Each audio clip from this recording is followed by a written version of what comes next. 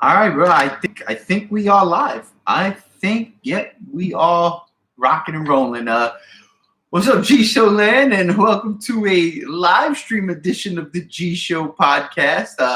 I am G1, and as you can see right here, this is late night geekery with me, G1. And I'm not showing my face because it's one, very late, and two, I'm very tired, three, I may or may not have a mask on in the comfort of my own home. But I don't care. I digress. Anyway, joining me, of course, my brother from another mother, my partner in crime when it comes to this G Show stuff, Megsy, a.k.a. G73. What's going on? You know damn well the reason why you have it covered up is because you singed your eyebrows. This is true. I was trying to make a souffle, and that backfired. Backfire right into my face. No, listen, it's kind of crazy. We're doing this live streaming. It's been a very long time since we've uploaded anything to this YouTube page. Not for the lack of trying. We've done several podcasts, and in each podcast we've done, I've said that I'm having troubles uploading to YouTube. I don't know what's going on. It could be my computer. It could be YouTube. I have no clue.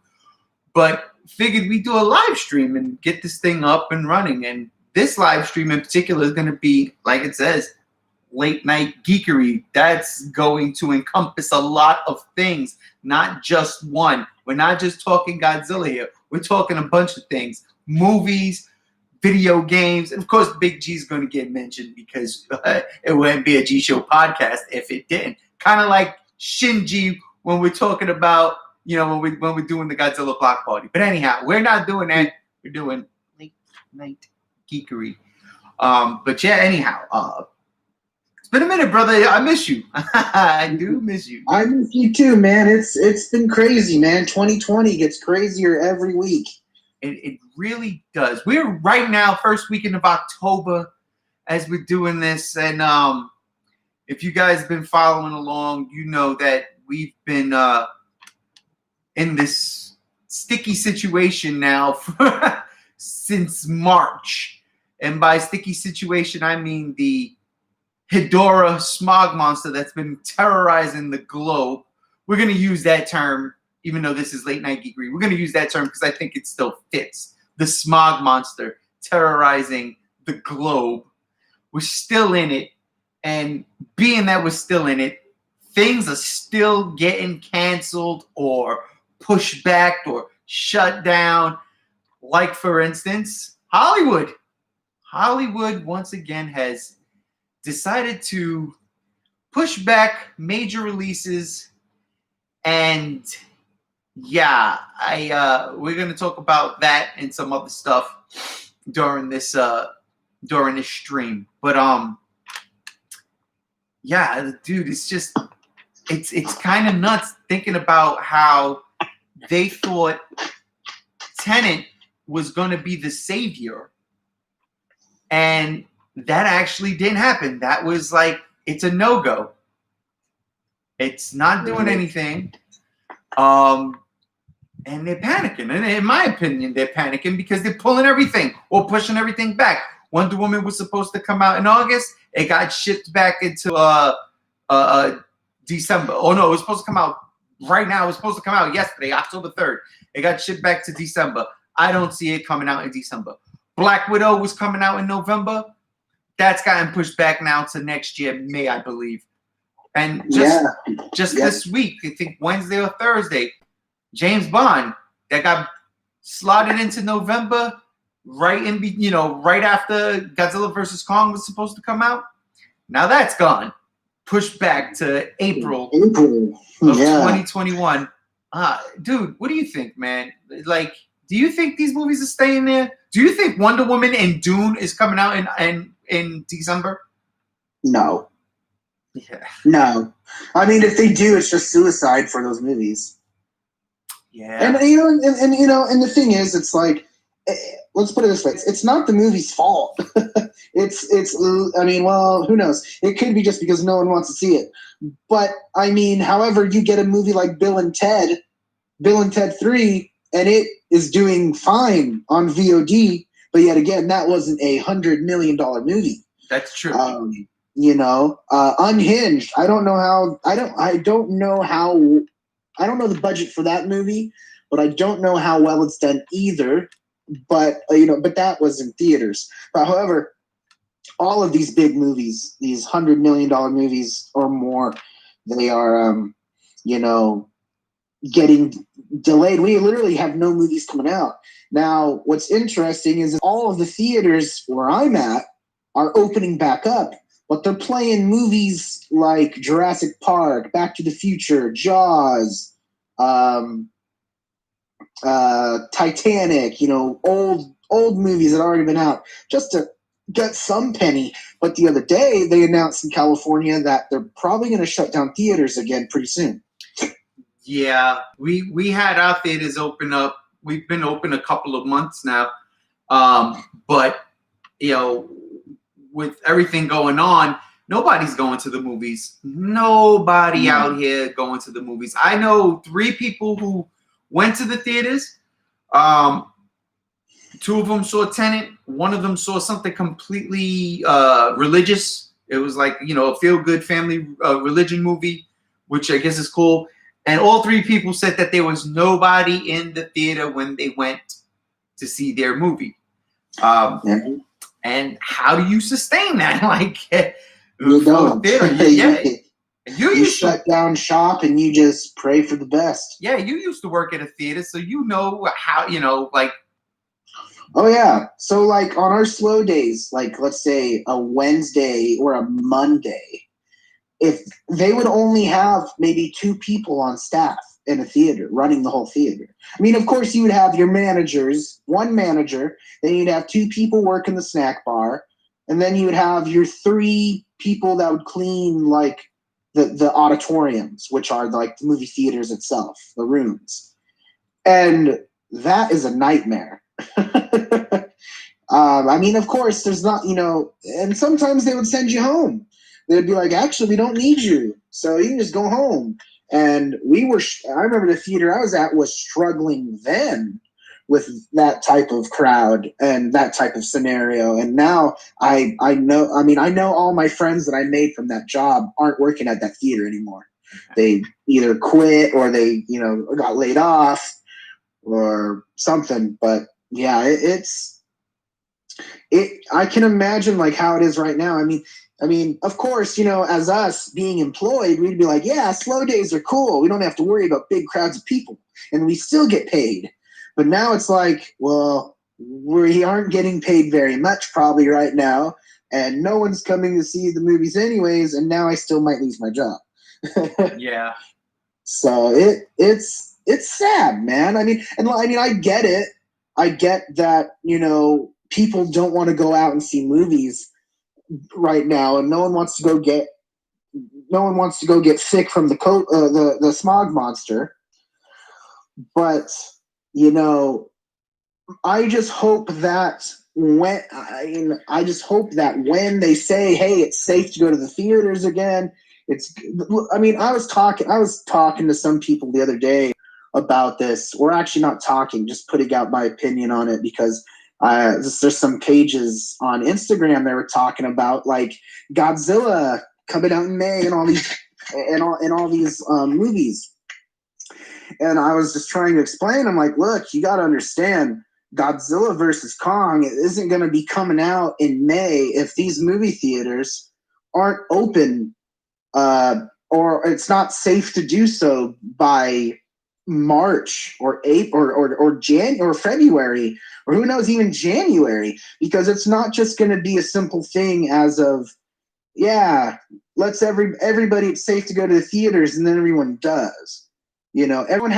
People have to feel safe.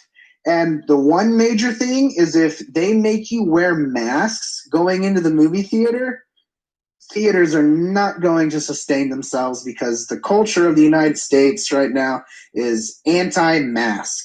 Yeah.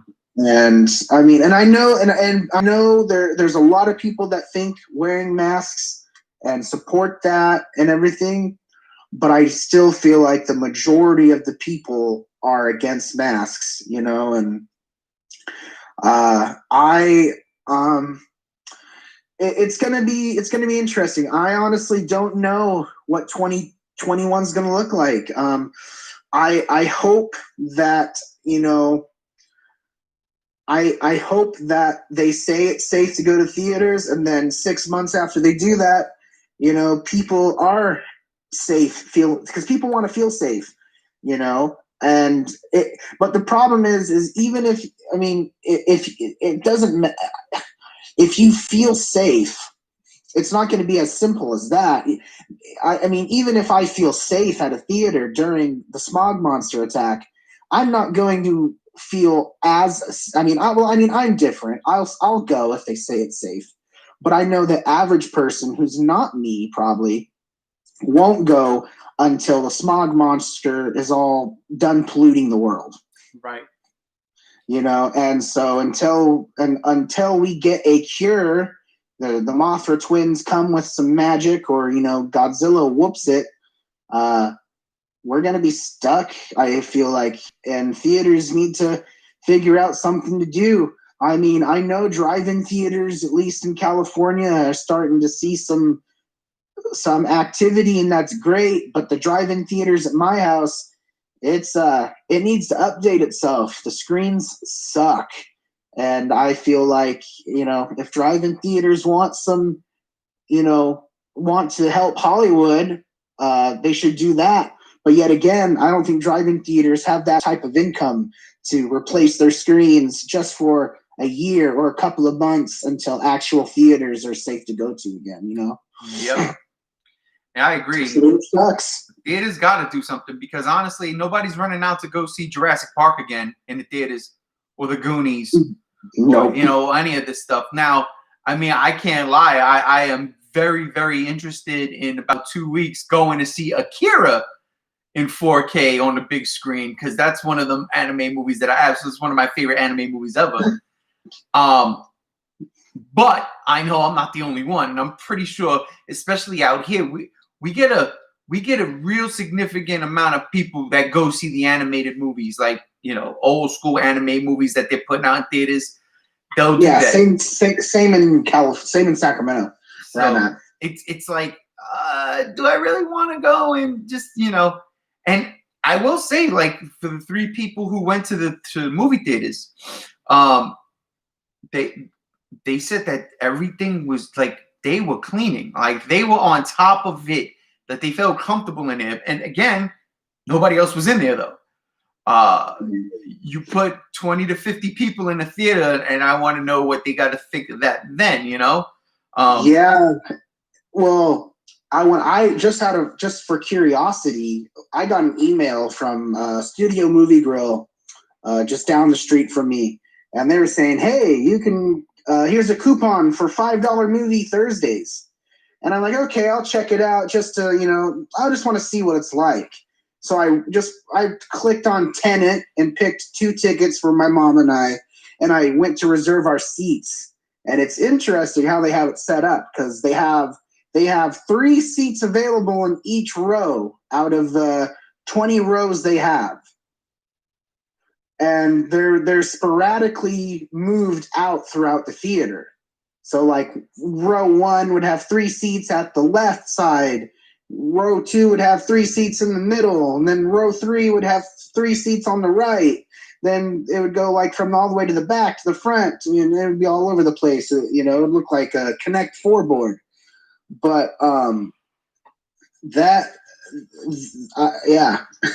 it'd be sold out theater, sold out room for sure. But yeah, that's actually a good way of doing things, honestly. Like, if you were able to space out that way, I say go for it.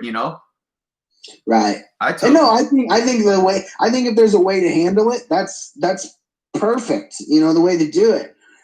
Yeah.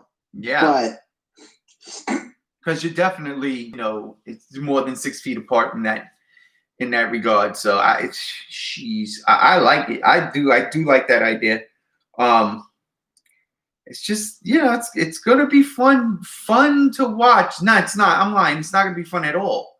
It's upsetting. It really is. I can't even lie. I'll tell you, I'm pissed off, man. I want to go back to the movies, I want to. Me too. I'm gonna be honest with you. Before the Smog Monster reared its ugly head, I was just like, all right, Tenet, yeah, whatever. Like it didn't catch me. Like, and I go to the movies, but it's just, it seemed like a movie like that. They were grooming that movie to be like this big. Oh, it's a Christopher Nolan movie from the acclaimed director that brought you the Dark Knight trilogy. Stop hanging your fucking hat on that, man. Stop. He's got other movies under his belt, good movies too. But geez, that's what they constantly like. Because of superheroes, man. And that's my whole thing. I'm like, wait a minute. So if you're riding the superhero high, why wouldn't you have just dropped Black Widow and Wonder Woman and seen how that might have? Because look, this situation we're in sucks. But honestly, I think that those two movies would have generated more money than Tenet because you have more people. I mean, I agree. I do not feel like Tenet was getting that much eyesight and attention as they were claiming it was getting. No, it's to me, it's an overrated movie.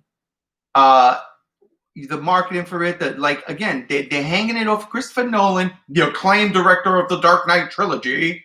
That's what they're doing, and I don't buy it. I personally don't.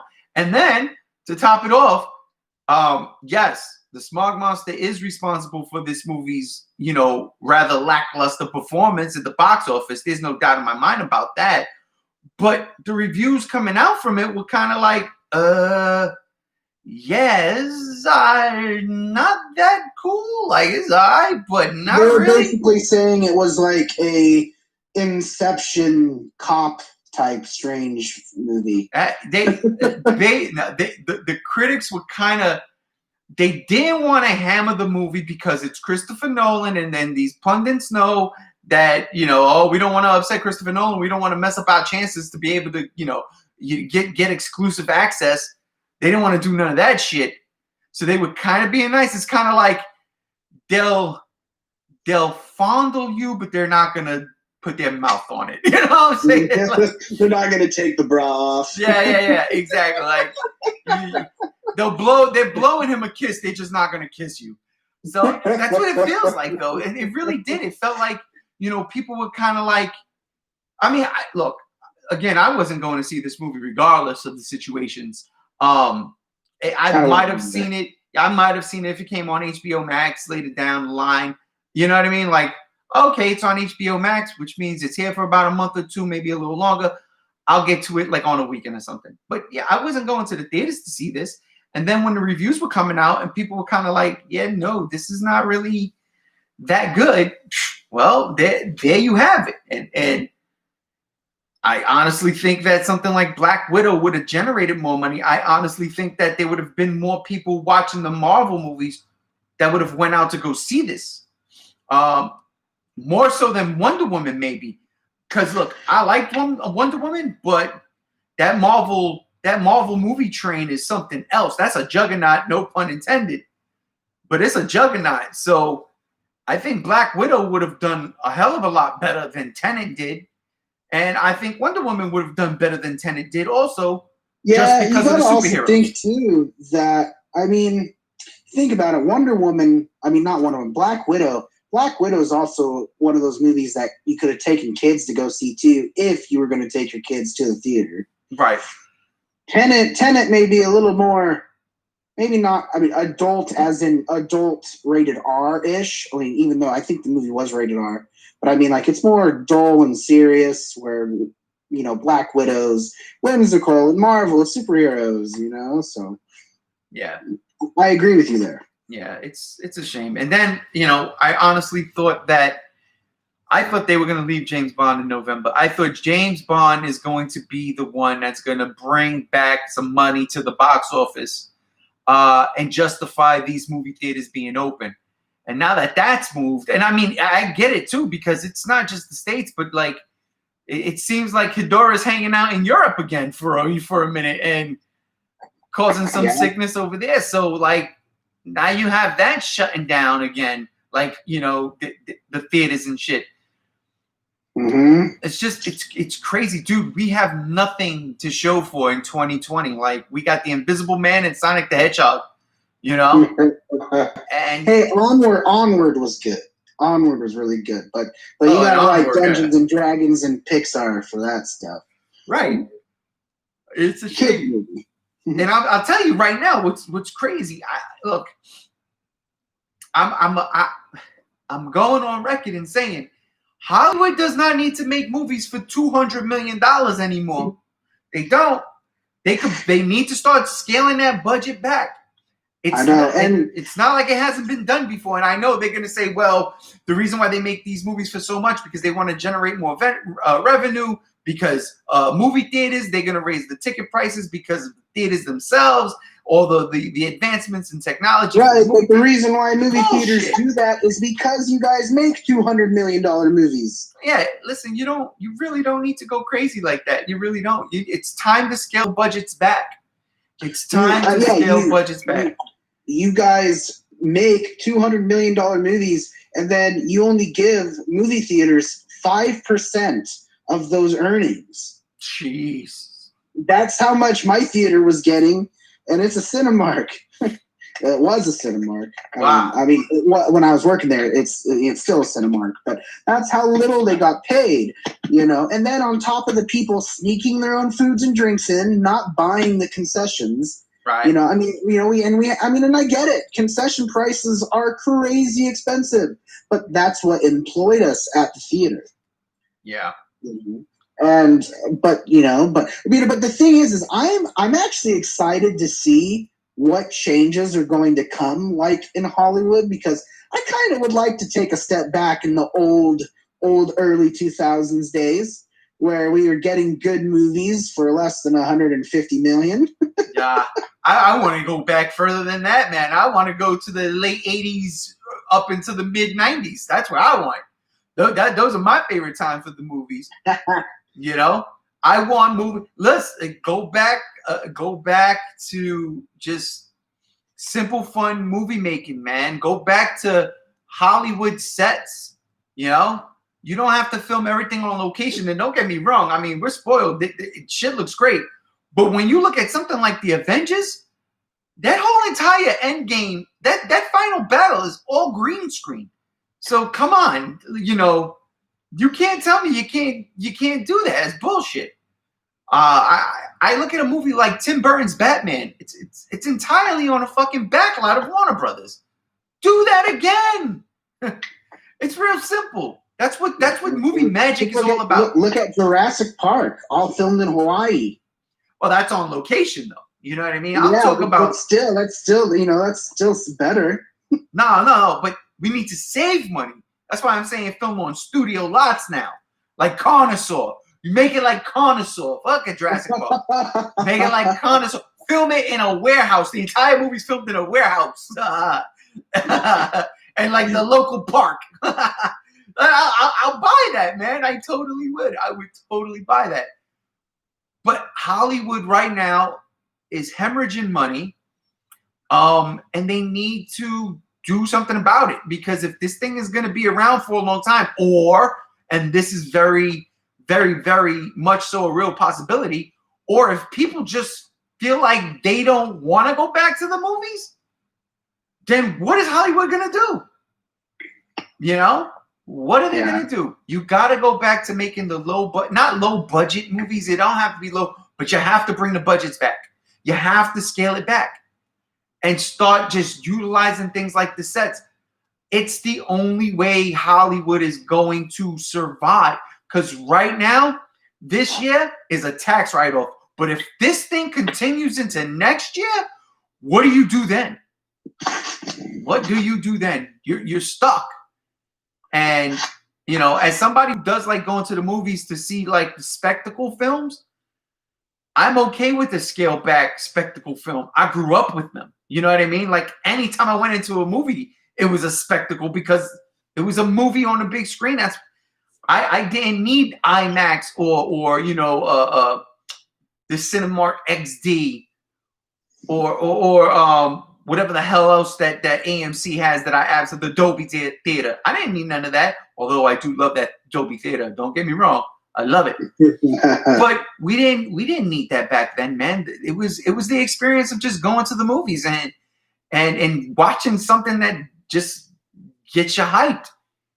And shit, the majority of my movie collection is movies like that, old school movies that got the job done with just straight up movie magic. Go back to that. They need to go back to that if they're gonna survive. You start cutting the scale back, you start cutting the money, the budgets back on some of these productions, and they're still good. You're gonna make your money back and some. But right now, a $200 million movie, $250 million movie, you need close to $450, $500 million to break even. To break even. So that's crazy. I know. You would think like with a movie just making its money back, or at least a movie making $1 million more than what its budget was, it would still be like a success. But yeah. No, it's not in Hollywood. And I guarantee that little bit of extra there, that goes to the interest of the investors. You know what I mean? From the investors. Mm-hmm. So it's like, yeah, they really do need to make money back and some.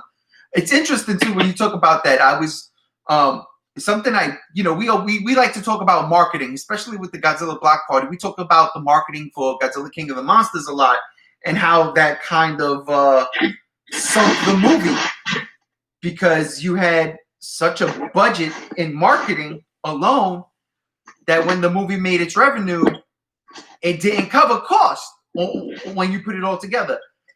But there was something that I read earlier this morning that I was like, oh my God, never took into account. By pushing James Bond back, MGM might be getting a fine because you had sponsors and advertisers already that were tied into the movie. Like, I guess, whatever car he's driving, the Heineken he's going to drink, Right. Like those tie-ins. Though the movie was coming out in a month, so that they're already pumping out commercials for their brand, and now the movie's not even coming out. So I was reading I think it was on Forbes.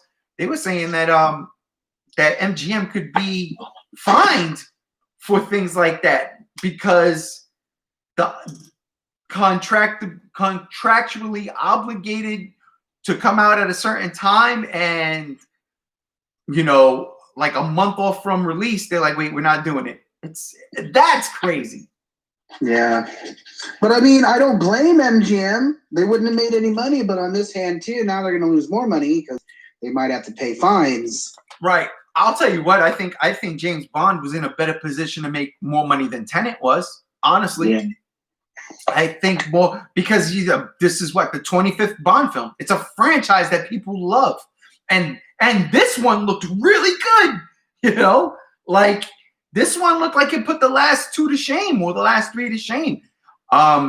This one looked like it was going to be it. And plus it's Daniel Craig's last go as Bond. Yeah. I think people would have came to see so it. He says. No, I think this is it. I think he's done. He's done his time. Yeah, well, he said that about Skyfall too. Yeah, and then Skyfall sucked. Then he saw how much money he made, and then was in for another one. But I mean, I don't know. They did mention that there is possibly a new Bond in Tom Hardy, and then Henry Cavill said he would be interested in playing Bond. Right. So who knows? And there's that too. Like you got those two dudes. You got Venom and Superman looking to play Bond. Like, all right, why not? But yes, I think Bond would have made more money, especially because, Black Widow left November. Godzilla vs. Kong was gone months ago, which still hurts my fucking feelings because I still believe right now, just look, HBO Max, there's a movie coming out this month, The Witches. That's a remake of an old a movie that was made in the 90s that's based on a book. And, it was supposed to come out in theaters, and they're like, no, we're just going to put it on HBO Max. So you don't even have to pay for it. If you have HBO Max already, you can watch this reboot of The Witches. I'm like, yeah, that's what's going to probably have to start happening if you have these services. Now, they're not going to make a ton of money. Absolutely not. They're probably not going to make their budget back if they start doing that with the likes of a Wonder Woman or Dune or Godzilla versus Kong. Why? Because those movies cost $200 plus to make, you know? Right. And they want to make that money. But if this thing ain't going away, they're not going to make the money. And again, what do? What, you're going to hold on? You're going to hold on to these movies for 2 years? For 3 years? Nobody's going to care by that time. Nobody.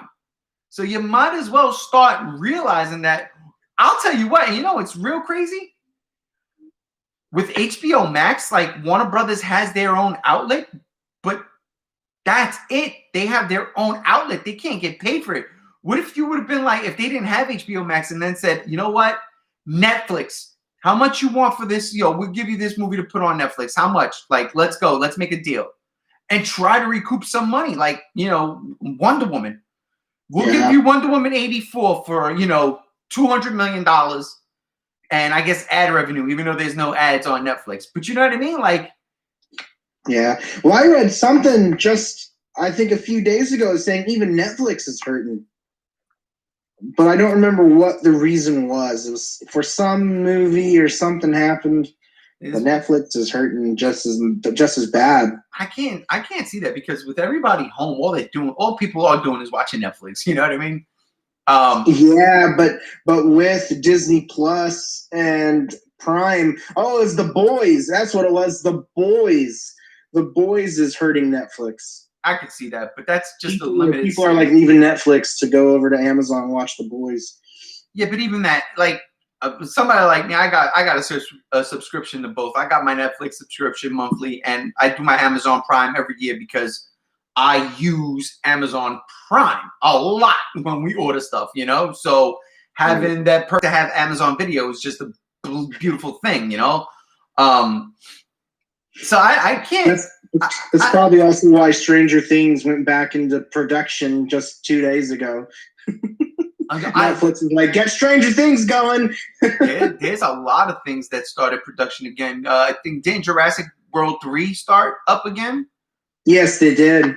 And I know the Batman started up again now that Robert Pattinson took his medicine and ate his Wheaties and got rid of his little smog monster tadpole he had running around inside of him. Yeah. But, you see things like that.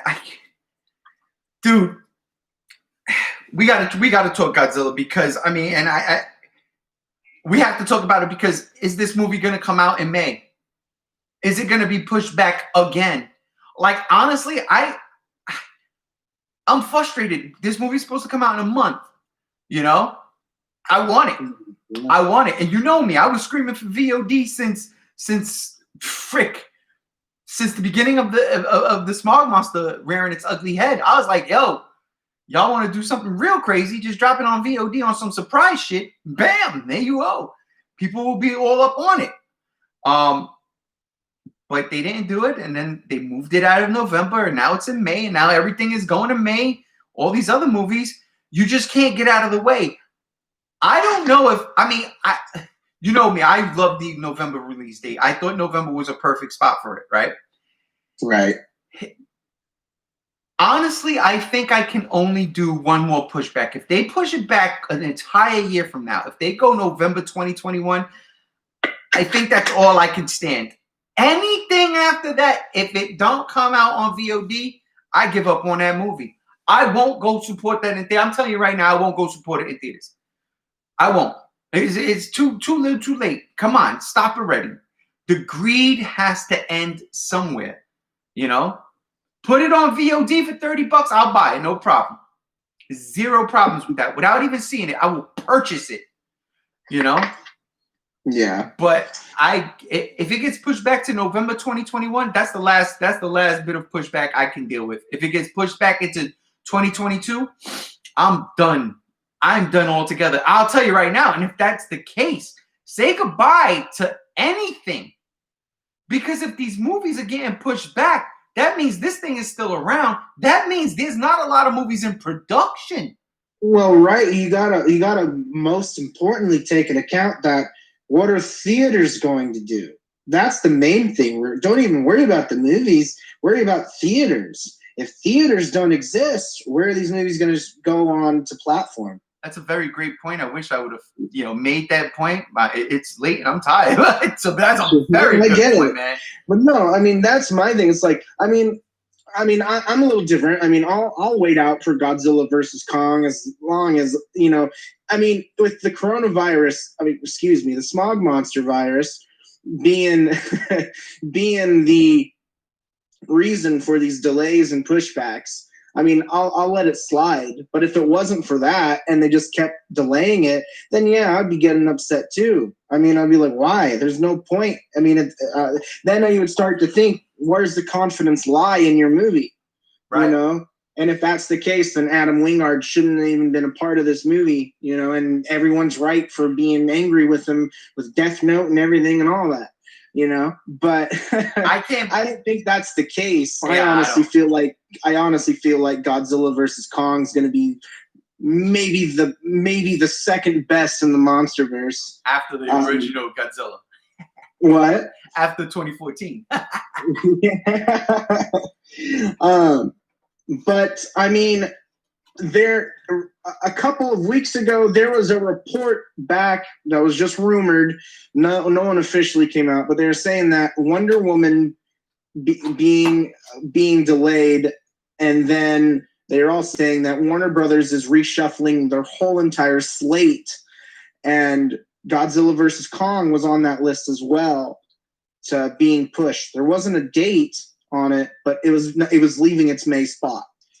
Yeah. And now with Fast and the Furious, for the second time, Universal putting it in Godzilla's path, I honestly feel like that's happening. I don't think Godzilla versus Kong, I don't think Legendary is going to, I mean, I guess they could. I mean, let's say it is safe to go to theaters and people are going and stuff. I guess they could leave Godzilla versus Kong in theaters. But if their movie, I mean, if theaters are fine again and people are going, I don't think, I mean, if Warner Brothers, if Legendary changed their movie before because of Fast and the Furious, I don't know why they wouldn't do it again. But I don't know. But my thing is I don't even know if these movies coming out in May, Black Widow, Wonder Woman, I don't know if any movie coming out in 2021 is going to be coming out in 2021. So especially if the theaters aren't around. Holy shit.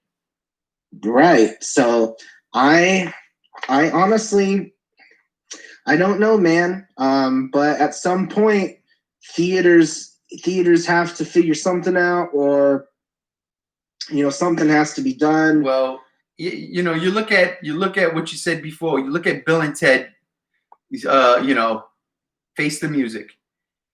Right. Movies not made on a huge budget. The most money from that budget probably went to Keanu Reeves. And Keanu Reeves is such a cool dude. He probably was like, nah, listen, you don't have to pay me that. You know what I mean? You don't have to pay me my regular rate. It is what it is. Put it towards the movie itself. But you take that movie and you take Mulan and you look at it. You have one movie that is, a big blockbuster event from a big studio, for based on one of a major animation, and it doesn't look like it's doing well. I know in China it ain't making diddly squat. People ain't seeing it in China. They're like, nope. I know there's some controversy behind that. I didn't get into it personally because I wasn't watching Mulan anyway.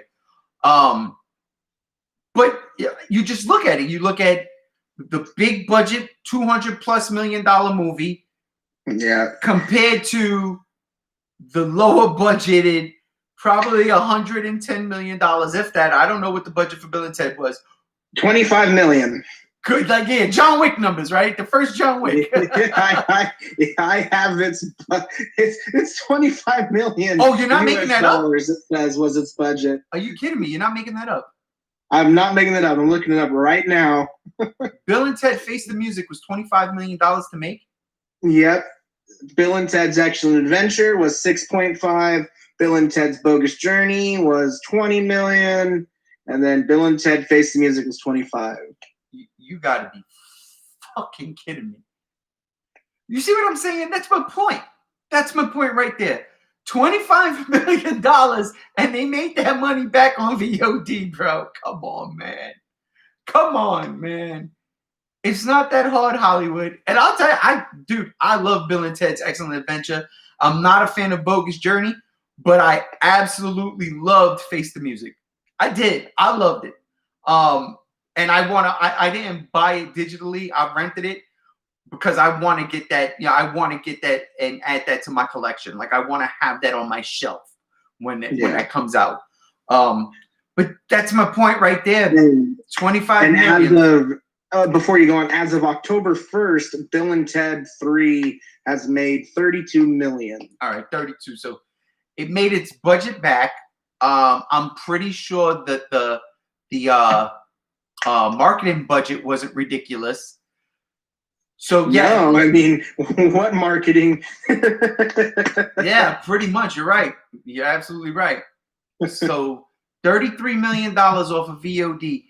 That's not good for one of those big $200 million movies, and that's what Hollywood is afraid of. That's what these studios are afraid of. They can't. That would have been a flop. Yeah, it's a huge flop, and that's the crazy thing because I think Tenet made what, like $41 million just domestic, whereas they were, they figured they had $150 million, $175 million domestic alone from Tenet. That before Smart Monster came flying around. Easy. Hey, whatever works. Whatever you want to say. Oh man, but it's just it's fucking crazy, bro. And it kills me because you look at that, right? And that's not everybody's cup of tea, obviously, right? Like Bill and Ted's not everybody's cup of tea. It's mine. I love the first movie. I saw it in theaters. I'm a mark for it. I own it. I love it. I know that movie by heart. So I was totally going to see this movie. Yeah, it's domestic. Tenet's domestic was 41 million. 41 million, and I guarantee you, Warner Brothers was looking at 150 to 175 million domestic, maybe 200 million domestic only. Of course it was. But see, and that's my thing. Bill and Ted, 25 million to make. John Wick 1 was like what, 10 million to make? It was something ridiculous small, maybe 20 million. Yeah, I think you're right. It made buku bucks, and that's a movie that people liked. More people went to see John Wick than they would have went to see Bill and Ted. That's just not only that is that every John Wick movie has made more money than its budget. Yeah, and has made more money previously than its last. Yes, and that's what I'm talking about. You can make movies like that, and I'm not talking about like everything's got to be like without the special effects. Not only that, they've already announced that John Wick is going to have a 4 and 5. Oh yeah, I knew that. Let's just hope that it gets off the ground and starts filming because again, with everything going on, we don't know. I know they gotta. I say hold off. Hold off until it's safe to do so, and there's going to be a market for your movie to go to. Listen, man, Aliens, John, hang on, my God, James Cameron's Aliens was something like $17 million to make. $17 million to make James Cameron's Aliens. Now, I understand that probably studio, and that was all on set. You know what I'm saying? That was a studio set. They weren't on location. That was a studio set. Now, I'm pretty sure with inflation, sets might be a little bit more expensive to film on. But if Hollywood wants to make that money, maybe they bring back, but Warner Brothers especially, you have a lot. Pull it back. Bring those expenses back. Let people film on your studio lot. Universal, same thing. You have a lot. Let them film on your set. And then take it from there. You start making movies like that, and look at what's come previously. You look at something like Aliens for $17 million. People love that movie. You know, you make something akin to that, and you keep it, within $50 million. And I'm being lenient here. Within $50 million by today's standards, you're coming out on top. You're coming out on top. But y'all and the first John Wick was $20 million. $20 million. That was it. And it crushed. And then John Wick 3 was $75 million, and it made almost $320 million at the box office. You see what I'm saying? It crushed. So that's what I mean. You keep your films between 50 million, under 100 million. I would say 50 million to me personally, and then you have to finagle studios and see what you could do to film places, film in locations that are cheaper to film in. And I'm not talking about like on location. I mean movie sets, and get people back to work. The craft of building sets seems to be lost. It's heartbreaking because you look at certain sets. Take Peter Jackson's King Kong. Yo, they built a fucking lush jungle on a studio lot. On a studio lot. If you go and look at the special features, you will see that they built this like ridiculous amount of freaking space of jungle, lush jungle, and then just put a blue screen or a green screen behind it to fill in the blanks. It's amazing. Now granted, that movie was a lot to make, I'm pretty sure, but that's what I'm talking about. It's doable. It's been done. It's a proven commodity. Hollywood has done it. That's why we're at this point. We don't need the days of the $150 to $250 million budget blockbuster. It's got to come to an end right now. Or at least you have to put it on pause for right now. And start making smaller movies to regain revenue, put in the theaters, get people back. Because again, I don't care to go see the Goonies in the movie theaters. I don't. I own it. I had no clue that Peter Jackson's King Kong, though, was a $200 million movie to make, though. Was it? Yeah, $207 million, it says. And it made $562 million at the box office. And that was in 2005. Come on, man. You know what I'm saying? So we've been doing this and milking that system since, I'm pretty sure it's before 2005. I'm pretty sure Lord of the Rings was a stupid expensive movie to make. And that's just my point. Like, we don't need to make movies like that expensive anymore. Yeah. We don't. And I know people are going to be like, oh, what are you saying? What are you suggesting? Man in suit?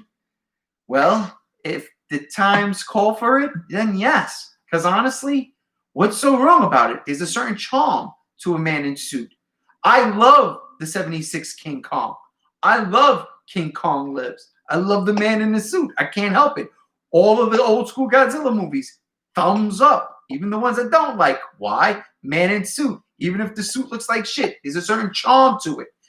Take the Gamera Hesai trilogy. Man in suit. Phenomenal.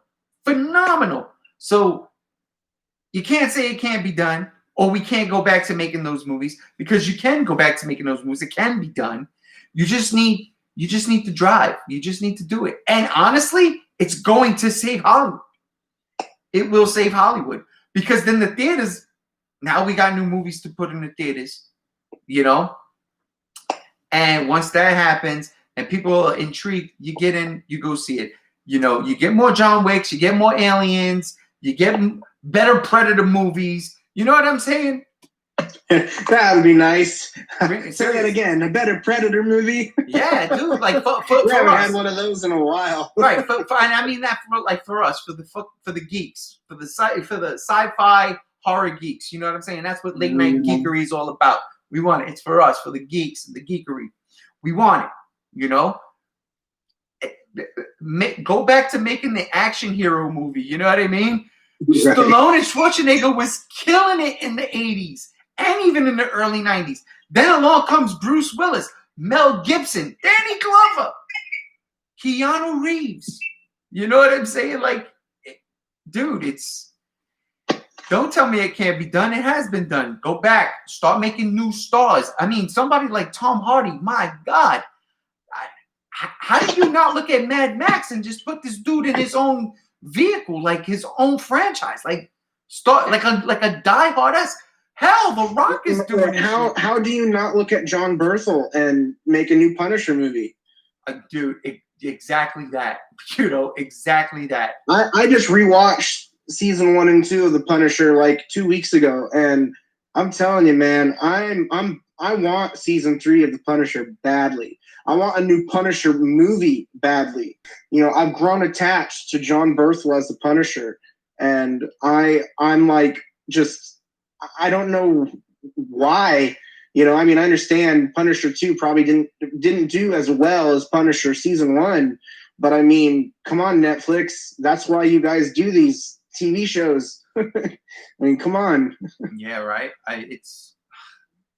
It's crazy. And you know what? You look at those Netflix shows too. I don't know what the budgets on those are to make, but those are quality, man. I love those Marvel Netflix shows. Even Iron Fist. A lot of people look at me like I'm freaking crazy. I fucking dug Iron Fist season 1. I didn't watch season 2, but I dug Iron Fist season 1. Daredevil, I absolutely love it. There's a certain feel to that show, of grimy grittiness to it. It's there. It feels good. And then what? 13 episodes at an hour each? Come on, man. That's a 13-hour movie.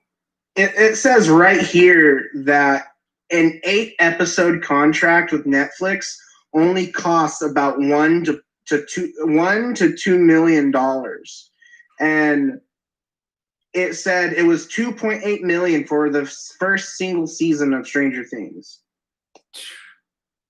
That is cheap, man.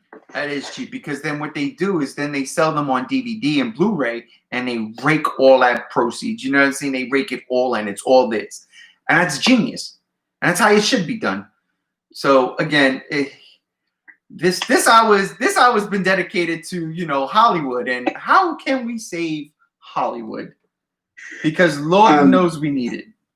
For another example, Lucifer season 4, the first season that went to Netflix, that was made by Netflix, was $35.8 million on production. Wow. That's a little bit higher, but still, that's not that big of a deal.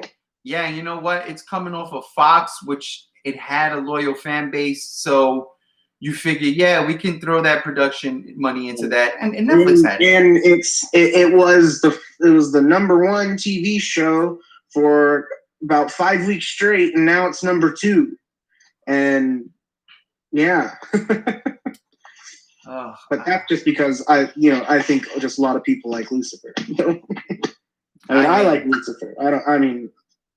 So. Well, the good thing is now's the time to start watching something like that. It is the spooky season, Like I watched Freddy vs. Jason with my kid today, and it was the first time she watched it. She surprised me and was like, "Hey, Dad, I want to watch some horror movies, because it's October." And I was like, better yes. yet, if you want to watch something that's on the line of horror, watch The Order. The Order is a TV show on Netflix that I love, and it's about werewolves and wizards. Oh. Yeah, it's a little college angsty though, because it's about college kids. But it's pretty good. The werewolf stuff's pretty impressive. It's funny you say that, because I got all the underworld movies on tap. I'm gonna watch them all again this month. Hey, that's great. Yeah, that's a good idea. I know some of them are bad, but I get a kick out of them. I do. I like that. I love the I think my favorite one is I think it's the third Underworld. Rise of the Lycans? Yeah. That's a good one, man. That is actually, to me, I think that's severely underrated. Yeah. Is that the one that's kind of like the prequel? Yeah. It is, Rise of the Lycans. Yeah, that's my favorite one. That was a good one. That one has some great action in it, man. It does. It really does. I'm a sucker for the second one, because it's the practical suits. The monsters are just cool. Like I'm a sucker for that second one. I really do like that. But another good movie, if you haven't seen it, is Priest. I It's on Netflix right now. It has the guy Vision, Paul Bettany. Yeah, Paul Bentley. Yes, and I thought that movie was awesome. And Carl Urban. So if you're a big fan of The Boys, check that out. Oh yeah, man, Carl Urban's everywhere. But I did see Priest. I enjoyed Priest a lot, actually. I thought it was a good movie. Me too. I thought it was really good. I tell you, so far we are 3 days into Halloween right now, 4 because of the time. it's late, but 3 days in, I've watched on the first night of October. I watched a movie that I should have watched a long, long time ago. Ernest Scared Stupid? That's the one. No, I watched this movie called Sugar Hill, a blaxploitation flick about. That sounds really familiar. Voodoo zombies, bro. Let me tell you something. Why does that sound familiar? But there was a movie called Sugar Hill that came out fairly, recently, within the last 10, 15 years or so. Maybe even 20 years. But it had nothing to do with this movie, this original one, which was, dude, it's definitely a movie of its time. I'll put it like that, because there is, for today's standards, like the way the world is, and man, people would go bonkers crazy if they seen this movie. Just because of some of the language and shit, like, they dropped the N-bomb in that movie a bunch of times. And the most times it's said is from like a white woman. So, I mean, by today's standards, people would fucking lose their shit if they saw it.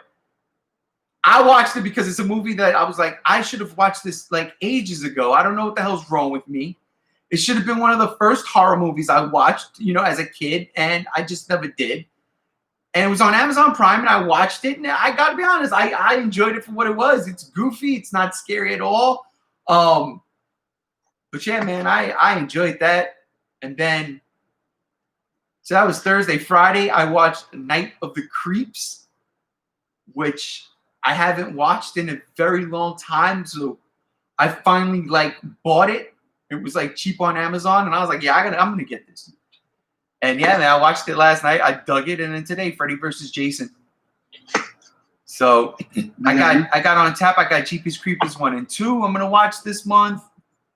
I'm gonna get in a couple of zombie movies. I'm probably gonna do a couple of zombie movies that I haven't seen yet. There's this Japanese one. I think it's called One Cut of the Dead or something like that. One Cut of the Dead, I think. But it's like a low-budget Japanese zombie movie. But it's getting all these crazy-ass rave reviews. So I'm like, all right, cool. Yeah, I'm down for that. Yeah, Netflix has some foreign zombie movie right now, too, that everyone's saying is really good. Alive? Is that it?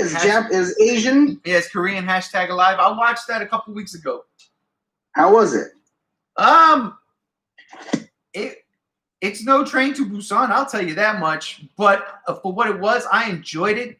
There's just, I'm going to just come out and say it's not a spoiler, but the one thing I kind of did not like about this movie is this kid, he always looked clean and he looked the same. They show you that time has gone by, that this is, I think they're in day 15 or something, and the kid had no more food and he still looks the same exact way as he did on day 1. And I'm kind of like, yeah, come on, man. You know what I mean?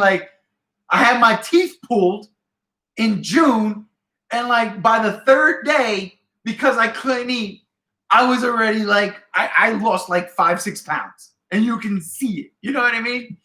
Right. So I was like, I'm not buying that shit. But outside of that, the zombies were freaking great. They looked good.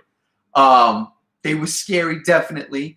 The movie was charming. I'll give it that. It was charming. It was just that one part that I was just kind of like, this dude looks way too clean. His hair should have been growing in.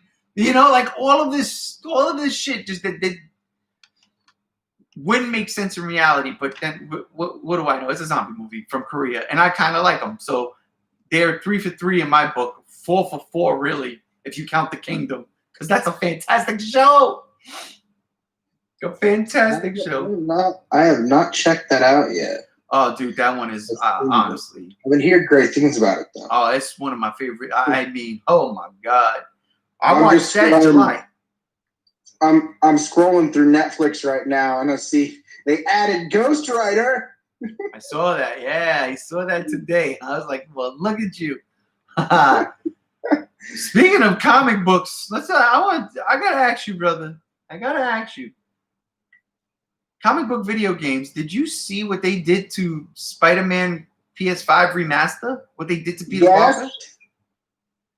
I absolutely did. The fuck and was I am not happy. Dude, that is the epitome of if it ain't broke, don't fix it. Right. And I got so mad because the director of the game or the director of Insomniac Games was saying that they did it because this guy resembles Peter Parker the best and most realistically. And I said that I commented on it and I said, look, I mean, I got to disagree with you. I don't think this Peter Parker looks at all like Peter Parker.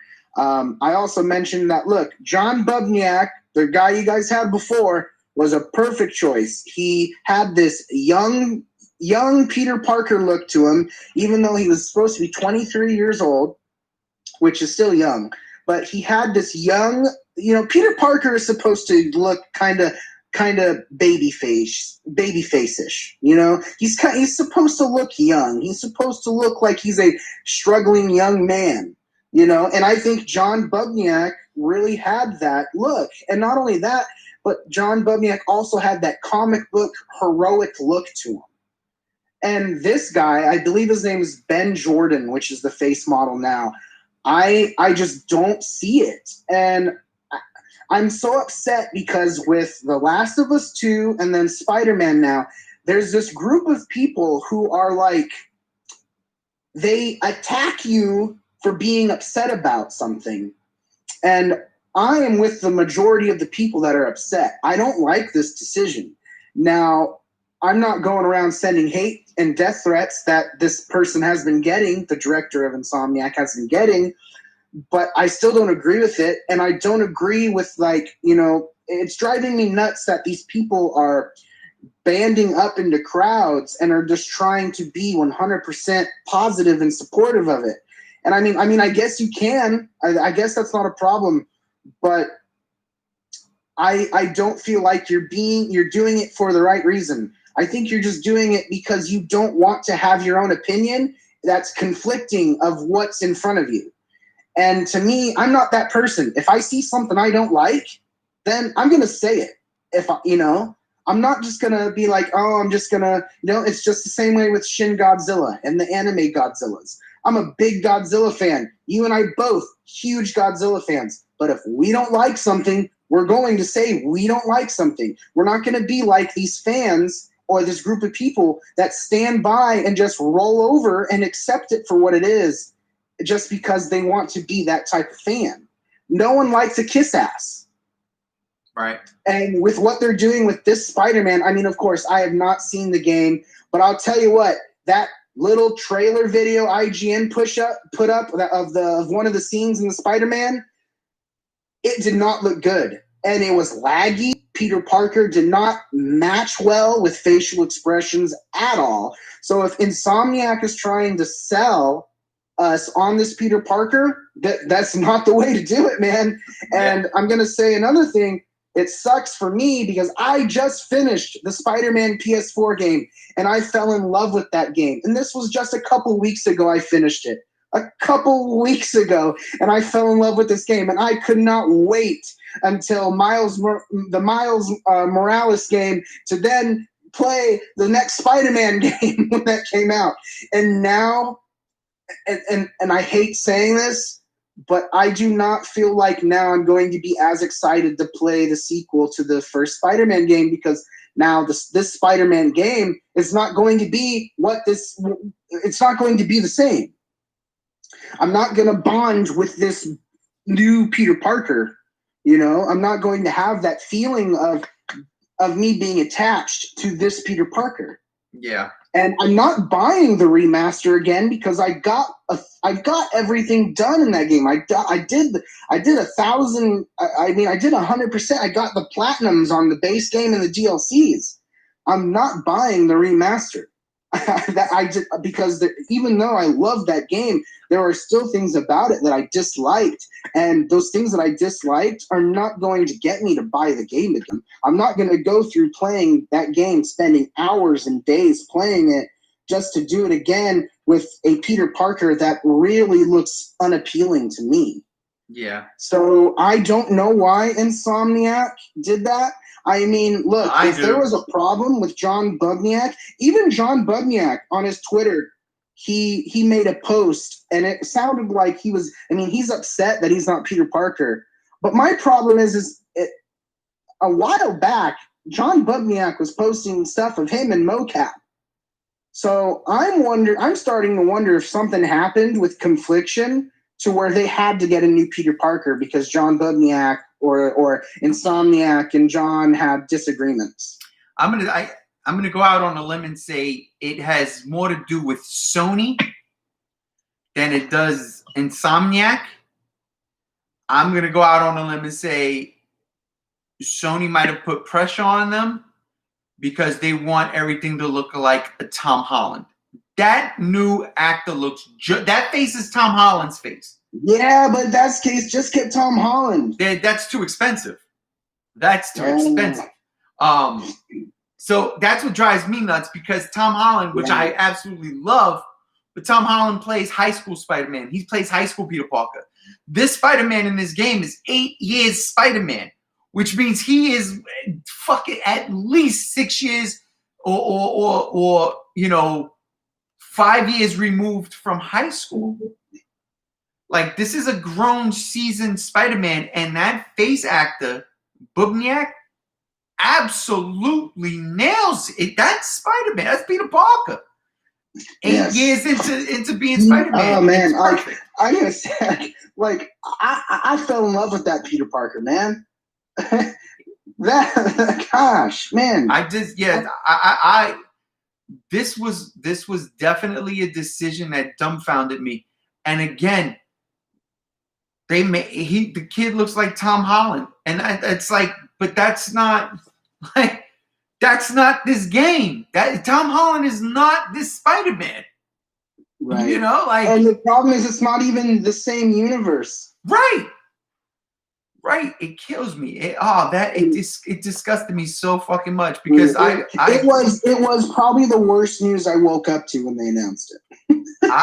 Because now, like you said, like, I don't have to buy the remaster. I wouldn't anyway. I'm gonna buy the Miles Morales on the PS4. The remaster only comes with Miles Morales on the PS5. And someone made a great point that now Miles Morales looks way older than Peter Parker. Oh my God, that's so true.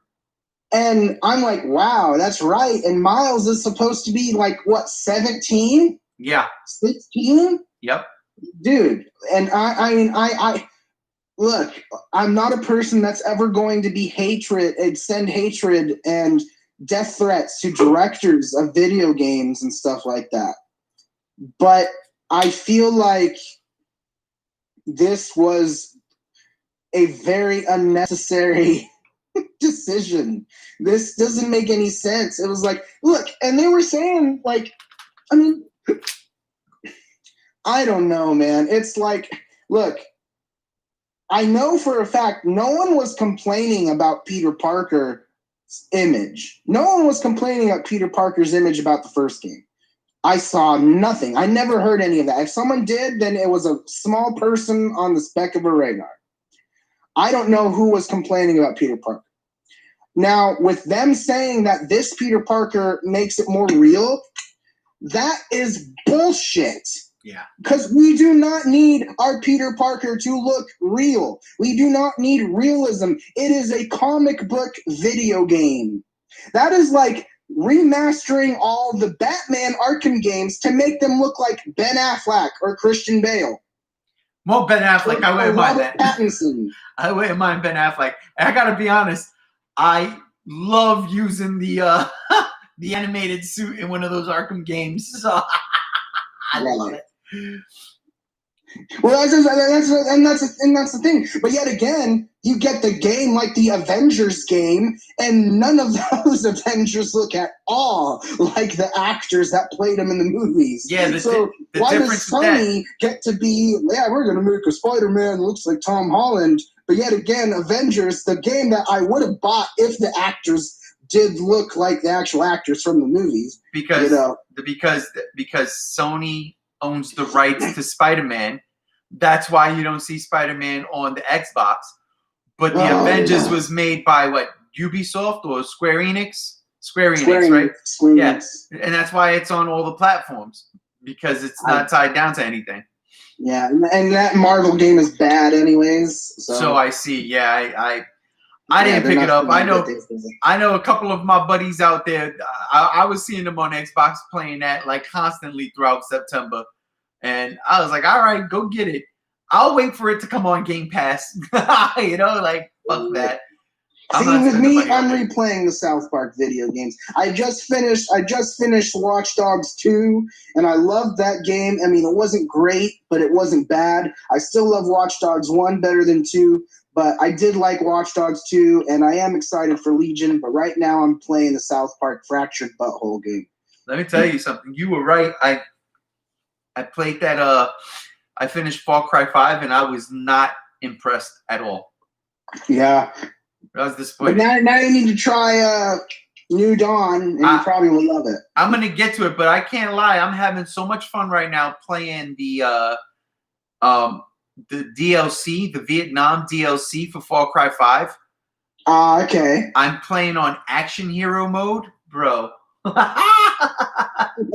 I feel like Rambo. I'm not even playing, but I got the bow and arrow, and I'm like just leading them as they're running. Oh my god! I can't believe I made for that. Something, die for nothing. Yes, dude, it's so fucking fun. So I'm running around the jungles of Vietnam, you know, and doing this Action Hero mode. I'm like, all right, I want to like do every objective there is to do. There's no achievements tied to it. You know me, I'm an achievement whore. I just want to do it. You know what I mean? Like, I just want to run. I'm going to collect all the lighters. I'm going to rescue all of the POWs, even though now that I think about it, one thing I don't like about this is that if something happens and the game saves, that's it. It happened during that playthrough. You can't like go back or reset it. You have to start the whole fucking thing over again. Oh, that's lame. I hate it when games do that. Yeah, and I accidentally killed the POW with an airstrike. I didn't mean it. I forgot that he was even there. I didn't hit the button to, you know, signal him there. I just saw a couple of bad dudes hanging out on a river, and I sent in an airstrike, and it was a little too close for comfort. So I might have to do it over because I killed somebody. It hurts my heart. No, it'd be worth it. Yeah, probably. You know what I did pick up? And I had no freaking clue. I thought this game was coming out in 2 weeks. But the other day I saw like reviews for Star Wars Squadrons, and I'm like, oh, okay, let me read these reviews real quick, these non-spoiler reviews. And they were like, oh no. Yeah, no, and they were like all positive and shit. And I'm like, all right, cool. And then it was like, and it comes out October 2nd. And I'm like, wait a minute. And I look at my clock and it's October 1st. And I'm like, oh, what? So I was freaking out. So, dude, because I really want this game, right? Yeah. So I come home and I'm like, fuck. I'm not even going to like go and buy it at Target. I'm just going to pre-order it now digitally, have it installed. But then I'm on YouTube. I'm doing that, right? So it's installing or whatever. And I'm on YouTube and I'm looking at people playing the game like live. And I'm like, whoa, what the fuck? And they're not like you know, they're not nobody from like IGN or Game Informer or Kotaku. They're not like, they're just random dudes with YouTube channels that play video games. And I'm like, they're playing the fucking game already. Wait a minute. So it's installed and I go to, you know, I want to play now. So I'm trying to, I'm like hitting it to start and it's like, oh, we're sorry, but this game isn't out yet. Please be patient. And I'm like, what? Dude, I went in and changed. I changed the time zone. I changed the time zone to Europe time. That's hilarious. And the Xbox said, "Yeah, fuck you. We know you're in the States. You're not playing this game right now." Oh, they caught you. I was pissed, brother. I was pissed. But then, like, dude, like I say, we're doing late night geekery, right? I'm usually in bed by now.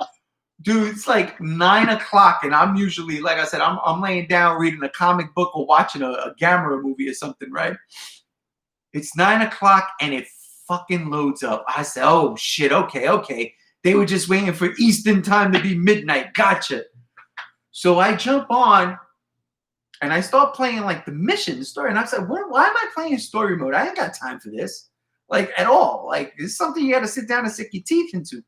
So I wanted to play fleet battles. Like, that was intriguing to me in the lead up to this game. You know, the trailers, the idea, I like the idea, you know, of fleet battle. You know, you got to go, you got to, like, take on the capital ships. You got to destroy the capital ship. I'm like, cool. So I go to that, and it was like, you should play the tutorial before you play this. And I'm like, screw that. You played one Star Wars, you know, fighting squadron game. You played them all. I go right into it, right? Bro, I got my ass handed to me so bad. So, and mind you, I'm playing against the AI. I'm not even playing against other people. The AI. Bro, I thoroughly got my ass whipped left, right, up, down, BA. I mean, 99 lives lost right off the top. I said, fuck this game. I got to go to bed. That was my excuse. Oh, I'm tired. I'm going to bed. So Friday, I come home from work, right? Shower up, sit down, eat my dinner. And I said, all right, I'm going to play this game before I watch any movies. And I went to the tutorial. I said, that's right. I'm going to learn how to play this shit. I go to the tutorial. I'm playing the tutorial, brother, for an hour and a half. I've blown up everything there is to blow up on the Death Star, and it's still shooting at me. I'm like, I mean, not the Death Star, the Star Destroyer. And it's still shooting at me. And I'm like, wait a minute, what the hell's going on? Like, is this supposed to end eventually? Like, what the hell's going on with this tutorial? I was mad. So I was like, well, fuck it. I got the gist of it. I went back to playing regular, you know, the game. Bro, once again, I got decimated right off the bat. I cursed the game out. I hated the game. Fuck the game. I hated it. I was so pissed off that I just spent $40 on this. I was spitting on all of the reviews like, you fucking lied to me. You said this shit was good. You said it was good. It's not. It sucks. It's hard. What the fuck? But I've come to the realization why the reviews were so positive. And that's because it's EA. And EA didn't put any microtransactions in this game at all.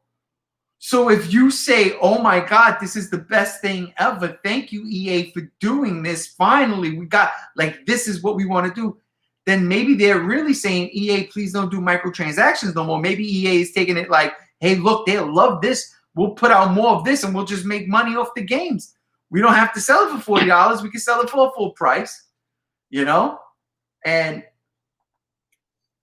anyway, that was my little conspiracy theory as to why all these reviewers were giving it such high praise. And I'm like, what the fuck are they playing that I'm not? Are they playing Rogue Squadron? Because if they're playing Rogue Squadron, then that's a 10 out of 10 masterpiece in my book. I love that game. But this isn't not that game at all. This ain't that game. But then I went and I started playing the campaign this morning. And the tutorials in the campaign are much, much better than the tutorials in the Fleet Battle tutorial. I was like, oh, if I press this there, then my shields go up. If I press this here, then my weaponry goes up. If I press this there, then I got more speed. If I press this, it balances out. Oh, I get it. So then I went back, played Fleet Battle, whipped its ass. I was excited. I was very happy. I was whooping and hollering. I felt like I was in Star Wars, and yeah, it's fun. I got to be honest, it's fun. I heard the campaign is short as hell, and like the only way to really enjoy this is to play this game with your people, you know, against other people. But I ain't got people that went out and bought this game. Like, I'm looking at my friends list on Xbox. Ain't nobody got this shit. I'm the only one. I think everybody's waiting for Cyberpunk. Yeah, it could be. I mean, or everyone's just waiting for the next consoles. Or what was that? Survival Extinction, or whatever the hell I told you. Second Extinction. Second Extinction. Yes, son. Come on, man. That game was dope as fuck. I don't know. I don't know if that's out yet, but I saw some people playing it the other night. Oh yeah, I think that one comes out on the 16th, and I'm like, shit, because Miles Morales comes out like the first or second week of November. So that's right around the corner too. I think it's like, I don't know, the 5th. And then November 5th, I think. Yeah, the 5th or the 9th, because no, I think Cyberpunk comes out the 9th. And I saw something with Cyberpunk where they're in crunch time, big time with Cyberpunk.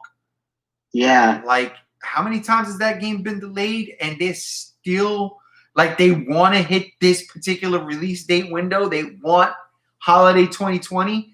And I'm like, with everything that's been going on in the world in 2020, you really want to, you know, try to force the issue with holiday 2020? Although I can't say that's a bad thing, considering that the pre-order sales on the Xbox Series X and PlayStation 5 has been, you know, going through the roof, which is fucking crazy. Yeah, I got sold out systems. I honestly, websites crashing. I honestly didn't think, honestly, I swear, I did not think these systems were going to sell as fast as they did, only because there really ain't nothing out for them, you know? Yeah. I mean, I don't know, man. With that announcement of God of War Ragnarok, whether that does come out in 2021, which I'm not sure it is, it made me say that, all right, if I get another stimulus check, I'm buying me a PS5. Yeah, but I'm not going to buy it right now. I'd rather wait until it's closer to that time. You know what I'm saying? Yeah. Well, the circumstance is a little different for me, too, because it's like, there's not going to be probably another time I get another $500, you know, just to spend. So That's why I'm doing it. That's like, if I don't get a PS5 now, I probably won't be able to get one, like, unless I do, like, well, not even because my credit's horrible, but, you know, unless there's like a place that's selling it cheap, or I do like a monthly payment installment on it, I'm not going to be able to do it. So that's the main reason why I'm doing it, actually, is because if I'm going to have the money to do it now, then I'm going to do it. You know? Yeah, that's what Xbox is doing too. I think they're like, you can like, you know, finance a Series X. I think it's genius. I don't know. I'm pretty sure they're going to make more money on the back end of that than they would if you just straight up buy the thing. Because I'm pretty sure there's going to be, you know, some slight interest. But even still, I think that's a genius idea, you know? Like, absolute genius. The only thing is, well, here's the deal. You get the system, right? Like, they can't come to your house and repossess it, right? If you stop payments on it. But what they can do is brick your system remotely. You know? No, that's trippy. Think about it, though. Bro, I'll put it like this. So I have my Xbox One, like first generation Xbox One. I have it upstairs in my living room upstairs, and my wife uses it for, you know, Netflix, Amazon, you know, all the stuff up there, you know, a Blu-ray player. And then I have the One X downstairs. Well, today we were doing some cool shit for Halloween. We were, creating decorations that we're gonna put outside tomorrow. And we had Halloween music on through the Xbox on Spotify or whatever the hell it is. I guess Spotify. And then the Xbox just shut off. So I'm like, what the hell happened? And my wife was like, that's been happening a lot recently. I'm like, what, the Xbox just shutting off? She goes, yeah. I go, yeah, that's because the Series X is coming out. They're bricking these old systems. You're not, all you're going to have is the Xbox One X, the Xbox One S. But if you have a regular Xbox One, it's probably going to get bricked. And that is fucked up. Yeah, they want your money, man. Yeah, man. I was like, I thought only Apple did that shit. No, my 360s, not mine, but my buddy's 360, for sure. Well, no, my 360 too. I had the 360 Elite, and when Xbox One first came out, and I still had my 360. Before I traded in my Xbox for a PlayStation, it was giving me random errors that it's never done. I never got the red ring of death, never had issues with it. But right when the Xbox One started coming out, it started doing disk error issues and lagging issues with my network and stuff. And sometimes it wouldn't turn on all the way. And sometimes my TV would shut off on my TV and stuff. And it just had a lot of problems. And so, I mean, who knows, dude? but yeah, breaking up consoles. my 360 still works. I love it. I don't want it to go away. I think Microsoft knows, hold on to that 360 for as long as possible because it's like the PS2. You know what I mean? Like, that system had life beyond life. But this is my second 360. And for whatever reason, and this is the one thing that sucks, not all the games are backwards compatible. But my Xbox One X, when I got it, and I should have taken it back, but because there was a deal that GameStop was doing, that I damn near got it for $20 because I traded in my PlayStation 4. I didn't ask any questions. I got the system. I brought it home.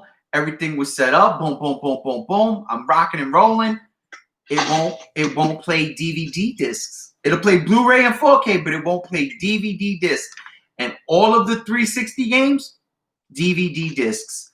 So I was real pissed off with that because I was like, oh, great. Now I'm going to download Left 4 Dead. I'm going to take my Left 4 Dead, pop it in, and then I can play Left 4 Dead on this shit.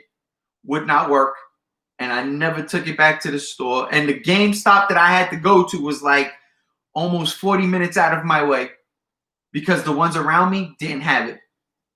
Or they said they didn't have it. I don't trust GameStop anymore anyway. I don't go there no more. But yeah, man,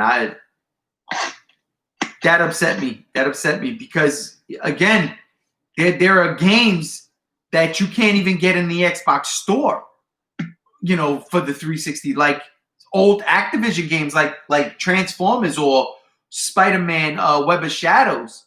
You can't play those games anymore. You have to physically own those games. And that's the only way you can play them, And it's messed up. Yeah. That sucks. That's a big bummer. Yeah.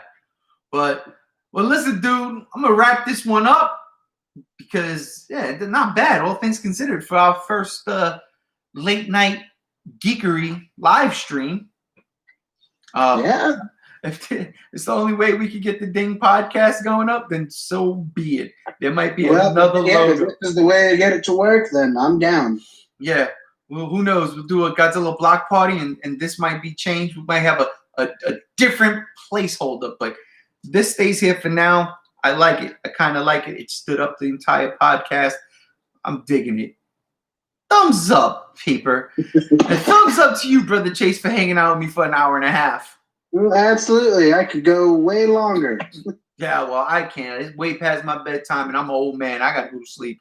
Thank No, y'all no, all. I still gotta take a shower. And thanks everybody out there for tuning into this thing. And we will catch you on the flip side. We out of here. Peace. Are you sure you want to end the stream? Yes.